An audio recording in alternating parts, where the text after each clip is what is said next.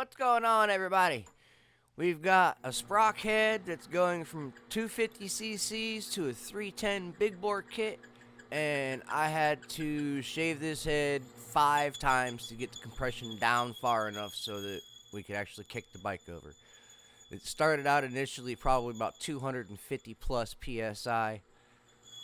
I finally got it down to about 195 psi, between 195 and 200, really depended on who was kicking it. And we finally got this thing to fire. 310 big bore kit, sprock head, sprock intake, 39 millimeter PWK. It's a cool build. But yeah, machine work to the combustion chambers.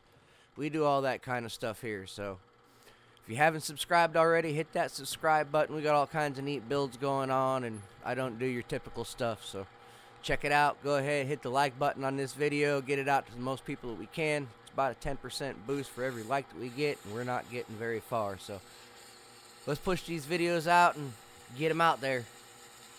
Appreciate everybody. Throw a comment in there. Tell me what you think of these builds and the different things that we do. And we'll catch you on the flip side.